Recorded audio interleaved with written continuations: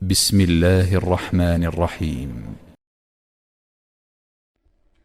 الله أكبر الله أكبر الله أكبر لا إله إلا الله والله أكبر الله أكبر ولله الحمد الله أكبر كبيرا والحمد لله كثيرا وسبحان الله بكرة وأصيلا. السلام علیکم ورحمۃ اللہ وبرکاتہ. الحمد للہ رب العالمین والصلاة والسلام علی رسولہ الکریم وعلی آلہ وصحبہ اجمعین، اما بعد. ذو الحج کا مہینہ ہمارے مبارک مہینوں میں سے ایک مہینہ ہے کہ اس میں اللہ تعالیٰ نے حج اور قربانی، یہ دو بڑے عمل اس میں جمع فرمائے ہیں. پوری دنیا سے حجاج کرام اس مہینے میں حج بھی کرتے ہیں اور پھر منا میں آ کر قربانی کرتے ہیں. اور اللہ تبارک و تعالیٰ نے ان ایام کی قسم اٹھائی ہے، والفجر ولیال عشر والشفع والوتر واللیل اذا یسر هل فی ذلک قسم لذی حجر. اور کسی دن کی قسم اللہ نے ایسے نہیں اٹھائی، خاص کر اللہ کو عید کے دن کی قسم اٹھائے یا جمعے کی قسم اٹھائے یا لیلۃ القدر کی قسم اٹھائے. انا انزلناہ فی لیلۃ القدر وما ادراک ما لیلۃ القدر، یہ گفتگو فرمائی، خبر دی. لیکن والفجر، مجھے قسم ہے فجر کی، اس سے مراد 10 تاریخ کی صبح جو 9 کا دن گزار کے حج کا دن ہوتا ہے، اور وہ گزار کے جب 10 کی صبح، یعنی قربانی کی جتنی عبادت پسند ہے وہ اور کسی دن میں بھی پسند نہیں، اور اس میں کوئی شک نہیں. ان 10 دنوں میں سب سے بڑی عبادت وہ حج ہے، جس کو اللہ تعالیٰ نصیب فرمائے اور جس کے مقدر میں فرمائے. حج ان 10 دنوں کی سب سے بڑی عبادت ہے. عرفات کی ایک دن کی حاضری وہ 10 لاکھ دن کی حاضری یا 1 لاکھ دن کی عبادت کے برابر ہوتی ہے. اور عرفات کے دن کی حاضری میں اللہ تعالیٰ کا ارشاد ہوتا ہے، میرے بندو آج اتنے گناہ لے کر آؤ، جتنے بارش کے قطرے، جتنے درختوں کے پتے، جتنے ریت کے ذرے، جتنے گردش ایام میں جب سے ٹائم شروع ہوا ہے اس میں بننے والے دن اور رات، اور یہاں کے توبہ کرو میں سب معاف کروں گا. اور عرفات کے دن جتنا شیطان ذلیل ہوتا ہے اتنا کسی دن بھی ذلیل نہیں ہوتا. اور میرے محبوب صلی اللہ علیہ وسلم نے یہ دن حج کا، عرفہ کا، زور اثر کٹھی پڑھ کے پھر سارا دن شام تک کوئی 5-6 گھنٹے مسلسل دعا مانگی. اور آپ نے فرمایا کہ اس وقت میرا اللہ میرے صحابہ پہ فخر فرما رہا ہے، اور قربان جاؤں خطاب کے بیٹے پر، فرمایا، اور عمر بن خطاب پہ اس وقت میرا اللہ خاص طور پہ خوش ہو رہا ہے، اور خاص طور پہ عمر بن خطاب پہ اللہ تعالیٰ فخر فرما رہا ہے.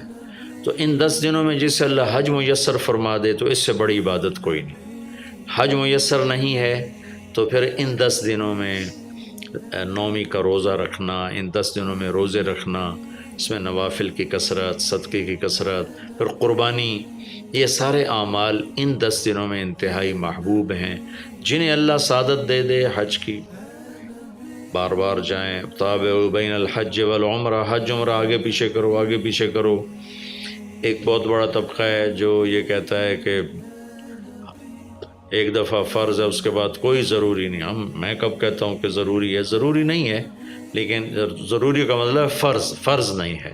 لیکن اللہ اس کے رسول کو پسند ہے کہ اس کے گھر بار بار آیا جائے، بار بار حاضری دی جائے. اللہ کے نبی کو تو آخر عمر میں جا کے موقع ملا، اس کے بعد آپ دنیا سے تشریف لے گئے. اگر آپ اس کے بعد زندہ رہتے تو یقیناً آپ ضرور حج کرتے، چونکہ آپ نے جتنے سال مکہ میں گزارے آپ نے ہر سال حج کی. نبوت کے اعلان سے پہلے بھی اور نبوت کے اعلان کے بعد بھی آپ نے مسلسل حج کیے، اور 4 عمرے آپ نے فرمائے زندگی میں پر 4 عمر۔ ایک عمرہ مدینہ سے خاص طور پر تشریف لائے جس کو ہم صلح حدیبیہ کہتے ہیں، وہ ہو نہیں سکا لیکن آپ نے وہیں عمرے کا کام پورا کیا، سر مڑائے، احرام کھولے، پھر اگلے سال آپ اس کی قضاء کے لیے تشریف لائے۔ پھر ایک عمرہ آپ نے فتح مکہ کے بعد جعرانہ سے احرام باندھ کے تشریف لائے اور عمرہ کیا، اور ایک عمرہ آپ نے اپنے حج کے ساتھ کیا۔ صدیقی دور میں پہلا سال جنگوں میں گزر گیا، دوسرے سال صدیق اکبر اپنے پورے ساتھیوں کے ساتھ حج پہ تشریف لائے۔ فاروقی دور میں عمر بن خطاب رضی اللہ تعالیٰ 10 سال حکومت کی، 10 سال حج کیا، ہر سال حج پہ تشریف لائے۔ عثمان رضی اللہ تعالیٰ عنہ نے اپنی خلافت کے دور میں جب تک امن رہا ہر سال حج کرتے رہے، جب فساد شروع ہوا تو آپ رکے، اس میں شہید ہو گئے۔ علی رضی اللہ تعالیٰ عنہ کو موقع نہیں ملا، جنگوں میں زندگی گزر گئی اور اسی میں آپ اللہ پاک کی بارگاہ میں پہنچ گئے۔ تو لیکن باقی 3 ساتھیوں کی خلافت کے دور میں آپ نے بکثرت حج اور عمرے کیے۔ تو دین کے کسی عمل کو یوں کہہ کر ہلکا نہیں بنانا چاہیے کہ اس کی کیا ضرورت ہے، اتنا پیسہ خرچ کرتے ہیں، اس کی کیا ضرورت ہے، کسی غریب کو دے دیا جائے۔ یہ اس طرح تقابل نہیں کرنا چاہیے کہ اللہ کے گھر کی حاضری کو اتنا ہلکا نہیں سمجھنا چاہیے۔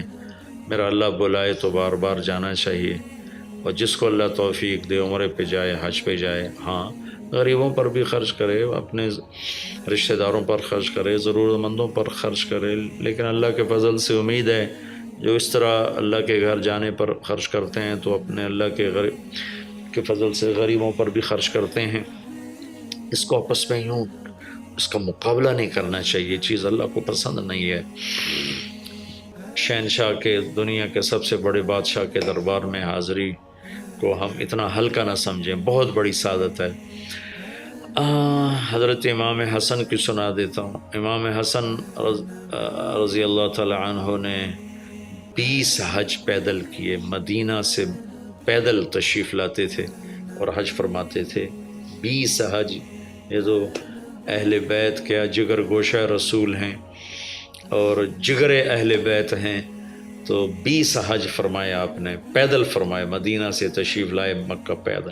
ایسے امام حسین رضی اللہ عنہ نے بھی کئی حج پیدل مجھے ان کا عدد یاد نہیں، امام حسن کا مجھے یاد ہے 20 حج پیدل کے، اور اللہ کے نیک بندوں نے برس ہا برس اللہ کی بارگاہ میں پیدل حاضریاں دی ہیں۔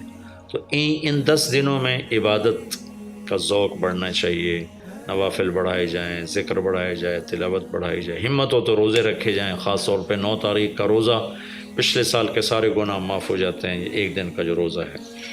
پھر اس کا دوسرا جو بڑا عمل ہے وہ قربانی ہے، اور یہ قربانی آدم علیہ السلام سے چلی آ رہی۔ وَاتْلُ عَلَيْهِمْ نَبَأَ ابْنَيْ آدَمَ بِالْحَقِّ إِذْ قَرَّبَا قُرْبَانًا فَتُقُبِّلَ مِنْ أَحَدِهِمَا وَلَمْ يُتَقَبَّلْ مِنَ الْآخَرِ۔ اس قربانی کی بنیاد تو آدم علیہ السلام سے پڑی ہے، لیکن ہمیں جو حکم ملا وہ سنت ابیکم ابراہیم، وہ ابراہیم علیہ السلام کی سنت ہے قربانی۔ ایک بہت خوبصورت قصہ ہے اور بہت عجیب و غریب قصہ ہے کہ اللہ پر سب کچھ لگا دینا۔ ایک شخص کو اولاد کے لیے دعا مانگتے مانگتے مانگتے کچھ 60 برس گزر گئے، 65 برس گزر گئے۔ رب ہب لی من الصالحین، یا اللہ مجھے نیک اولاد دے دے، نیک اولاد دے دے۔ نیک اولاد میری 84 سال کی عمر میں، اللہ نے 84 سال کی عمر میں بیٹا دیا۔ بڑھاپے کی اولاد تو دل پکڑ لیتی، اور ابھی چند دن نہیں گزرے تھے کہ اللہ نے کہا جاؤ اسے چھوڑ کے آؤ۔ یہ کہاں چھوڑ کے آؤں؟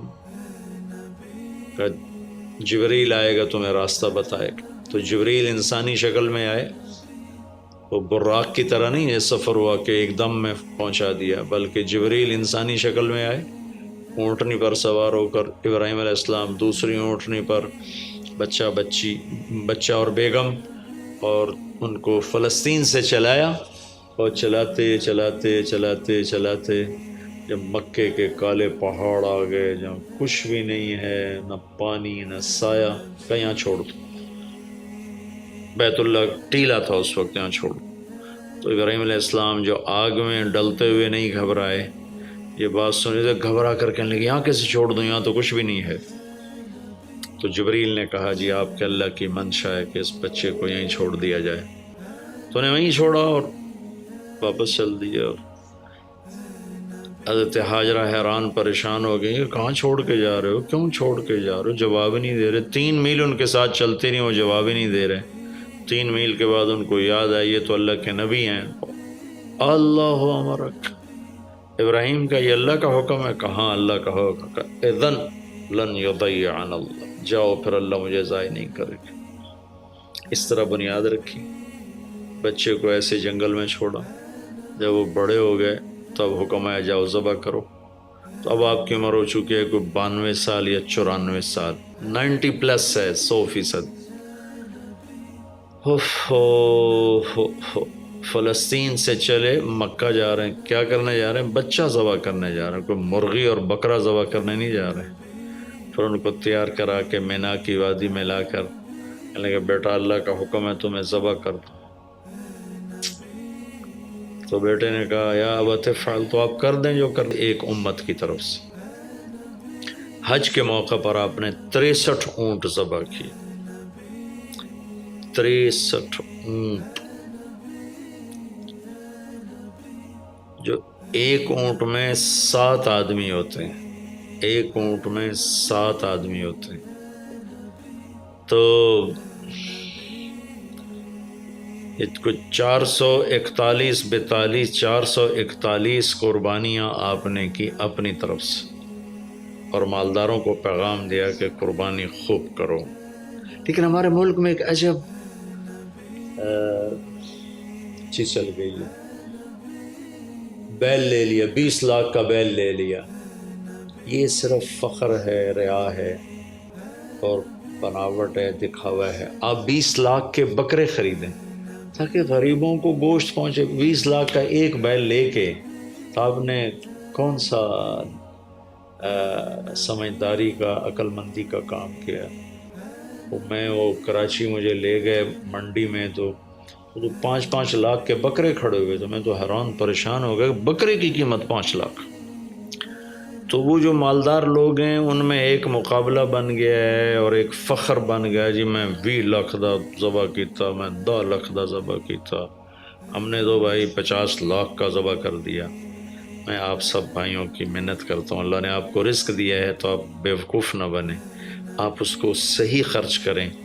آپ 20 لاکھ کے جانور خریدیں، 20 لاکھ کے آپ بکرے لے لیں، 20 لاکھ کے آپ عام درجے کی گائے لے لیں، آپ بھیڑے لے لیں، آپ اونٹ لے لیں، بیل لے لیں، 20 لاکھ کے بیل لے لیں، تو کتنی بڑی قربانی ہوگی اور کتنے غریبوں تک وہ کھانا جائے گا۔ 20 لاکھ کا ایک بیل لے کر آپ نے کیا کمایا؟ کون سی نیکی کمائی آپ؟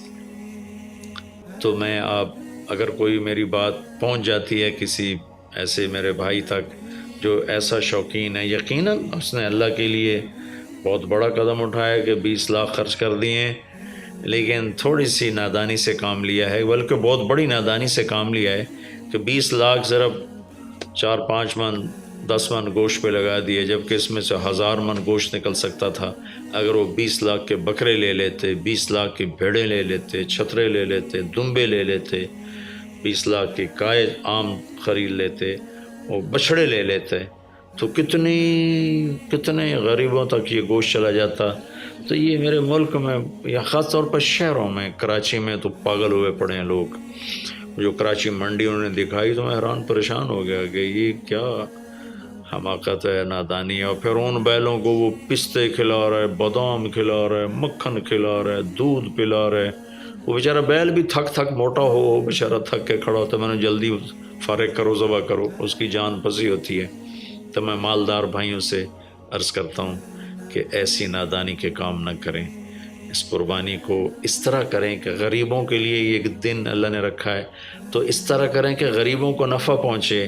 یہ اس نادانی سے توبہ کریں کہ ایک بیل 10 لاکھ کا لے لیا، ایک بکرا 5 لاکھ کا لے لیا، اس میں کتنا پیسہ آپ نے ایک تھوڑے سے بہت تھوڑا نفع کمایا، بہت زیادہ خرچ کیا، اس کے ساتھ اب بہت بڑا نفع، چونکہ قربانی کے جانور جب ذبح ہوتے ہیں تو جتنے اس کے جانور کے جسم پہ بال ہوتے ہیں اتنی نیکیاں لکھی جاتی ہیں۔ 20,000 کا بکرا اچھا مل جاتا ہے تو 1,00,000 میں 5 بکرے آ جاتے ہیں، اور 5,00,000 میں 25 بکرے آ جاتے ہیں۔ ایک بکرا 5,00,000 کا لیا، اس کے جسم پہ فرض کرو 1,00,000 بال ہیں اور آپ نے 25 لیے تو 25,00,000 آپ کی نیکیاں بڑھ گئیں۔ تو یہ بہت نادان طرز چل رہا ہے۔ میں آپ سب کی منت کرتا ہوں کہ اس طرح پیسہ ضائع نہ فرمائیں، اللہ کی دی ہوئی امانت ہے۔ ایک بیل آپ نے 20,00,000 کے لے لیا، 20,00,000 میں تو 100 بکرے آ سکتے، 100 بکروں کے ذریعے سے کتنے لوگوں کی خدمت کی جا سکتی ہے۔ تو اس قربانی کو شوق سے بھی کریں، اور مستحب یہ ہے کہ جس کے پیسے جو قربانی کر رہا خود ذبح کرے، یا اس کی جگہ کھڑا، اس جگہ ذبح کرنے والے کے پاس کھڑا ہو۔ قربانی کے گوشت میں سے قربانی کی قیمت نہ دی جائے، قربانی کی اجرت نہ دی جائے، اجرت اس کے علاوہ دی جائے، اور اس کی کھال کا صدقہ کر دیا جائے۔ جہاں آپ مناسب سمجھیں وہاں آپ اس کا صدقہ کر دیں، تاکہ وہ بھی اللہ کے راستے میں خرچ ہو جائے، استعمال ہو جائے۔ تو ان 10 دنوں کی اللہ تعالیٰ نے بڑی فضیلت رکھی ہے۔ اللہ تعالیٰ ہمیں ان کی قدردانی کی توفیق نصیب فرمائے۔ السلام علیکم ورحمۃ اللہ۔